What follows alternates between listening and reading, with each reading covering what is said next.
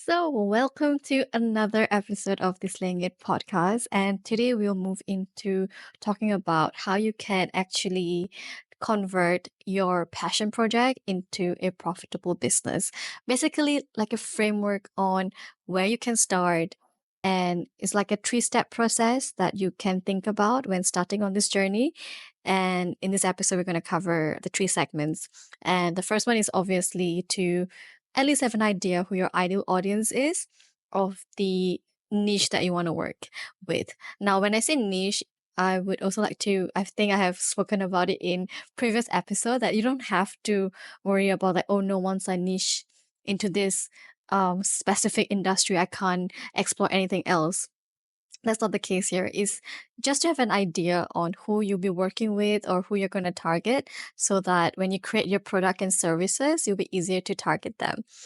And the second thing is to validate that idea. And the third one is setting your income goals so that you can basically convert your passion project into the profitable business and having the realistic expectation on how much do you need to make out of your business so that you can quit your 9 to 5. So let's go into the episode. So I think when we start with thinking about, okay, how can I make this passion project into a profitable business? I think the first step to any kind of business is the mindset shifts. And when I say the mindset shift, it means that oftentimes you will realize that you were under a certain employer and you had the employer mindset, which is like, you have that guarantee that is a certain level of basic salary coming into your account every month. There is the illusion of safety and all of that. And you need to take a step back and adopt the entrepreneur mindset, which is a bit different. And it basically has involves a lot of tweaks. Like, are you okay with the calculated risk that you're going to take? Are you ready to also set clear goals? Because right now you are going to be your own boss, which also often means that you're going to be your own client. So you have to set your own deadlines, your own goals. You have to constantly look ways to improve yourself in your craft, in your services, in the products that you're creating for your ideal audience. Strategize, plan, track your progress, and constantly look for ways to grow your business and also as a person. And I highly, highly suggest to look on books and courses to learn how you can develop a growth mindset and also tackle those limiting beliefs. I believe there is an episode in my previous season where I talked about limiting beliefs that a lot of us have to go through, because you have to think about, we grew up in a society that has marinated our thoughts on how to be an employee, how to be a slave to the system. And when you become an entrepreneur, there's so many unlearning to do. You have to unlearn basically a lot of things. So that takes time. And I think before we get too tactical, I think another thing that you have to ask yourself is your why. So let's dig deeper into your why by asking these questions. Why are you doing this? What's the bigger picture behind your passion project? And take a moment to really reflect on this, because that why is going to fuel you when things get tough. A lot of mindset shifts that I have learned from different business owners and creators and big entrepreneurs out there are really, it shifted my mind to a lot of things. You need to think about those major limiting beliefs. For example, one major limiting beliefs as business owners we have is, oh, I'm an imposter. Like, who am I to create this? I'm not good enough. And one thing that Seth Godin said before is that we're all imposters. And the reason why we feel this imposter syndrome is because we are creating something that is almost not existent in the world yet. And to achieve that and to like almost claim that we know about this thing that we are creating, it feels like imposter. But he said, you're an imposter, I'm an imposter, let's get over that whole thing and still do the work. Is to acknowledge that we don't have to resist imposter syndrome, but make almost peace with it, that okay, it's going to be there because we're doing something that is not there yet. It's like, I don't know if you're understanding the concept, but I think you probably have to look at the videos where he talked about imposter syndrome. And I think that kind of eased the stress that, okay, even if he feels an imposter, then, it's okay. It's normal to feel that. Issues that affect all of us. What have you done? What right do you have to speak up on these topics? When we hear that voice in our head, we feel like an imposter. Imposter syndrome is widespread in our modern economy. Like, I don't think you have an imposter syndrome if you're a fifth generation farmer and you're growing cauliflower, because the cauliflower comes out of the ground. But to act as if, to lead, to inspire, you've never done it. How can you prove it? And so people say, how do I get rid of that feeling? And my answer surprises them, because I say, you can't get rid of it, and it's a good thing you have it. When you have it, it means you're on to something. And to welcome it says, thanks for reminding me that I'm not a sociopath, that I am feeling a little bit insecure to show up and act as if. But the very definition of leadership is doing something that hasn't been done before. And if you're doing something that hasn't been done before, of course you feel like an imposter, because how can you prove it's going to work? And every single time I've written a book, I've never written that book before. I could type a copy of Purple Cow in about 3 hours, but I didn't write the first copy in 3 hours because I had to find my way through it.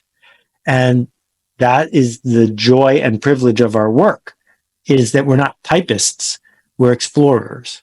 And I think the secret to everything is that no matter at what level you're gonna grow, no matter where you reach in the tier of your entrepreneurship, imposter syndrome will never go away. And even the most expert people, like they're like known as the expertise, the king of expert in this certain industry, feels imposter syndrome. So that kind of eases that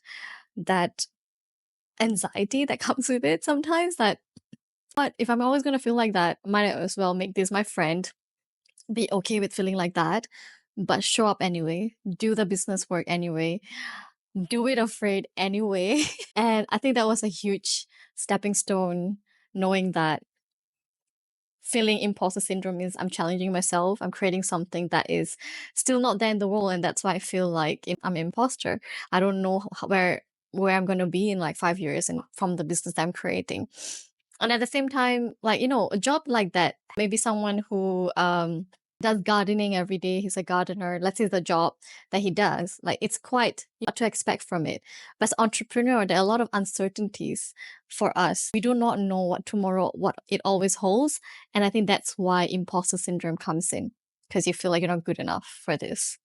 So if you want to start exploring about who your ideal audience is, here are like a few questions you can ask yourself, jot it down.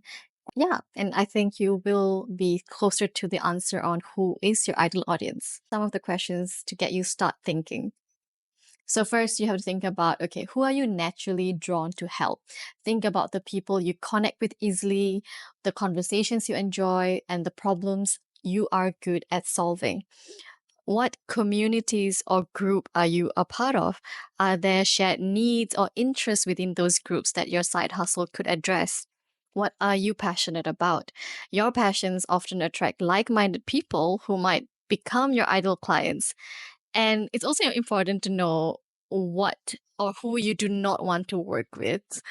And because that's sometimes defining who you don't want to serve, and that can clarify who you want to work with in the future. And it kind of narrows down to who your ideal client is eventually. So I think as you jot down this customer avatar, your ideal client avatar, you can just put that in like a Google Word doc and slowly fill it out with more information.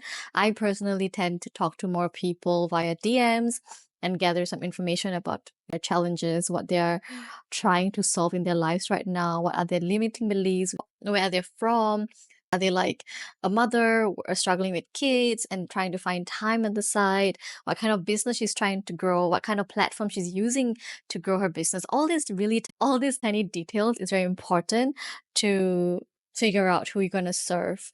And as you talk to more people, you'll get this perfect avatar that you can save And whenever you're going to create something, you have them in mind and you can refer to them, this avatar, because this is your ideal client. This is who you're passionate about serving. And the reason that this is very important to know is because this is also part of your market research. As much as you're going to figure out your product and services, it's very interlinked to who your customers and client is going to be, because the more detailed and the more accurate you know about your like clients, the more easily you'll be able to tailor your offerings and your services, which obviously if you give people what they want and what they need, it means you'll have more sales. You'll be able to convert to more sales. So it's part of the equation of having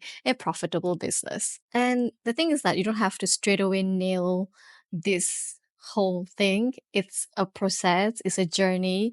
You will take time to learn about your ideal audience. So never think that because you launched something and it didn't resonate with your audience means that's it, you are a failure. It just means that the audience gave you a feedback that this is not what they want and this is probably what they do not need at the moment. So take it as a pinch of salt and create something else and launch it again, get the feedback. And it's a whole cycle, and there is no need to be beaten up or feel like, oh no, I'm not doing well. Maybe business is not my thing. I truly, truly believe that business is for everyone, and everyone who gives a fair shot at it and who doesn't give up will be able to reach to their ideal audience with their skill set and will be able to bring value to other people's life. I truly believe that. Just the other day, I was thinking about when did I start my journey? Sometimes I feel like I started it very late, but that wasn't true.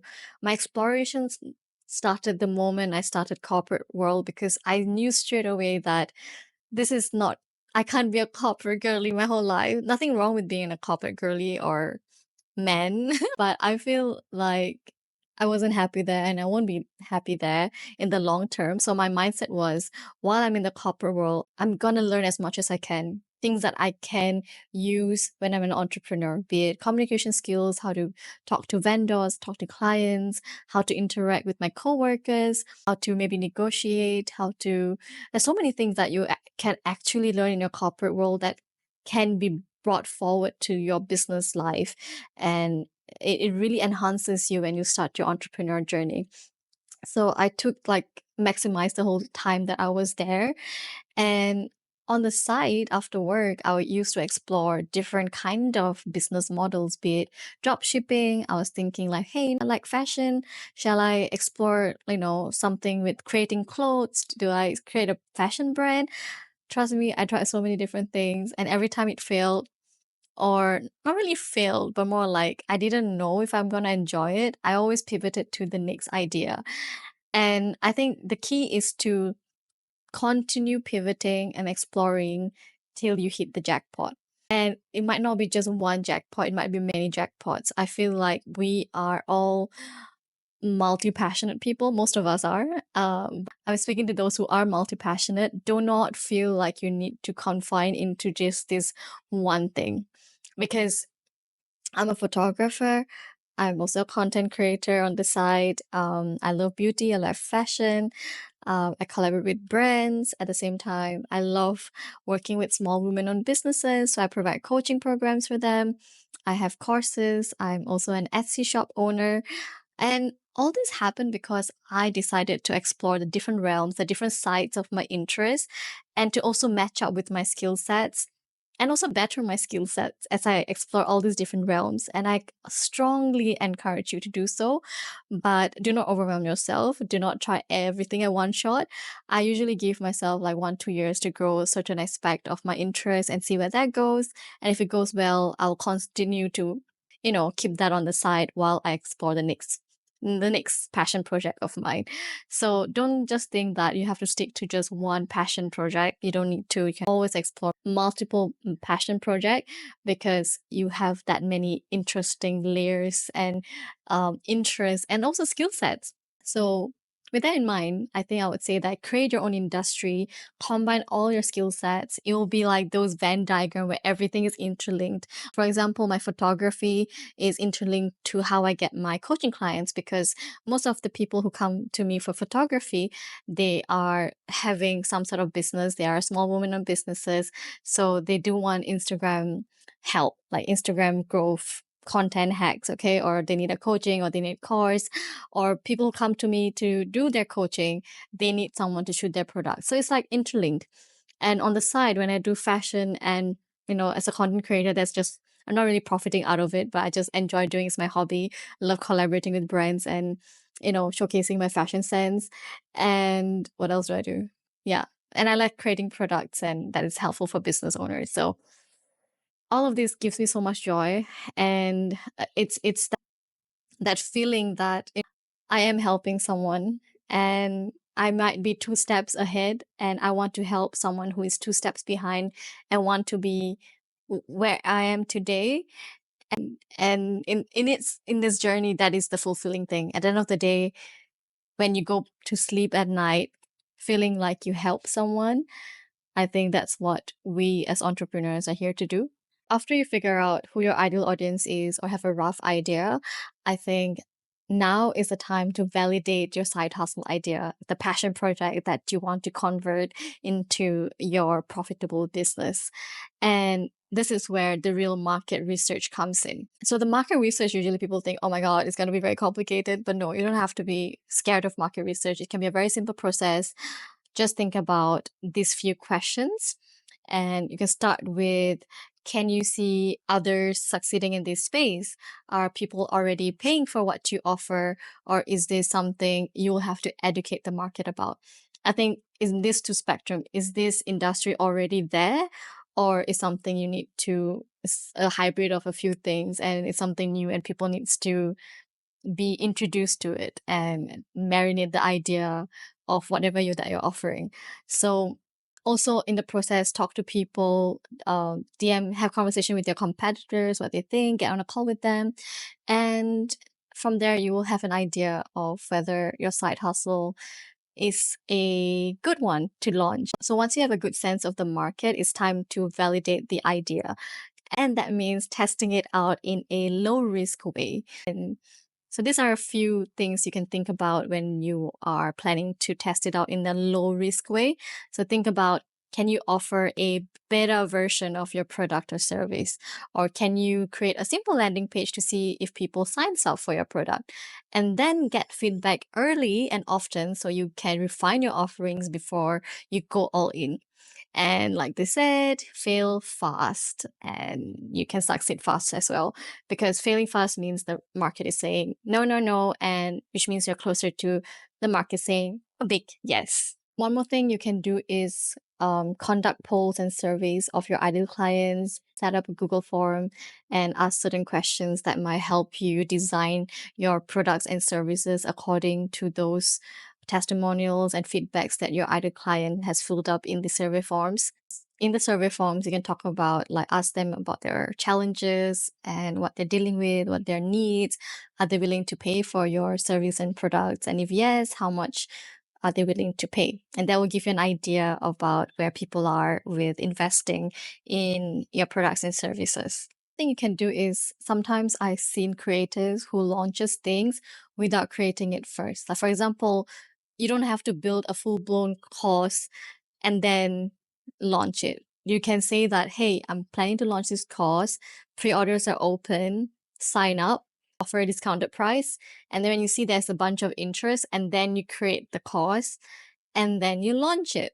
And I was like blown away with that mindset. I was like, that process is amazing because I don't have to sort of pressure myself with knowing, like, okay, I created a whole course and then there's no one buying it, because that is a lot of work. Creating courses is a lot of work. So instead, have that pre-order open, get some clients and customers in, and then launch your product, whatever it is. That is also relevant for product-based business. If you want to bring in something into your shop, do a pre-order discount kind of thing, see the number of people interested, and then bring in the products, instead of the other way around where you have a bunch of products, but you're not sure if there's anyone who's going to buy it. Also sell a minimum viable product. And that can mean, like, let's say, let's give a fashion brand, for example.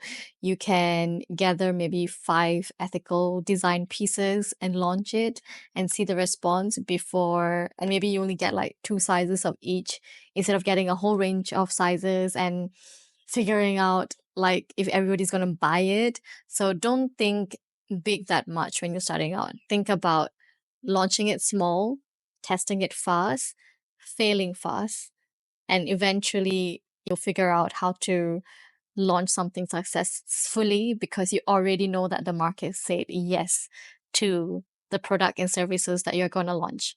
One more thing you can also do is track the conversation that happens on social media under the specific niche that you're trying to explore and figure out. Look into the content creator or the business owner's post. What are people saying? Are there anything else that they need?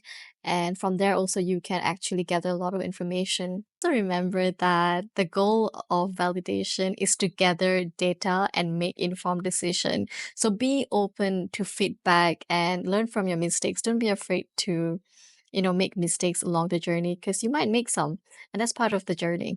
Also, don't be afraid to pivot your idea as needed because the more you experiment and test your side hustle, the stronger foundation you build for a long term success. So, now that you have a better sense of what the market needs, now it's time to set smart income goals. So, what do I mean by smart income goals, right?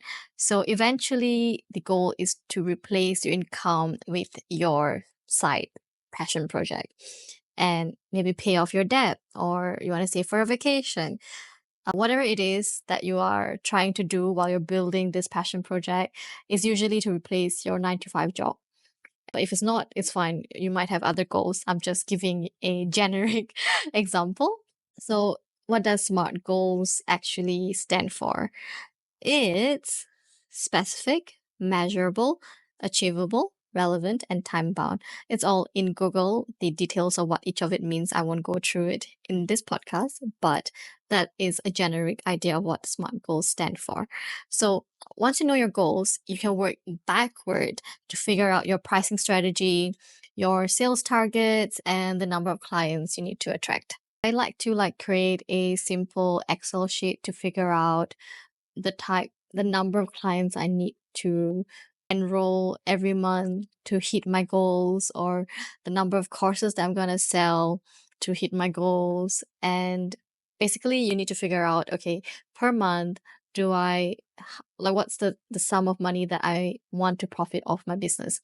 You can start with 2K, 3K, really up to you, but start small so that it's achievable and you won't be discouraged. So even if it's like $500, it's a good start. Okay, let's start with a product based business. Let's say your monthly goal is $2,000. So now let's play it backwards.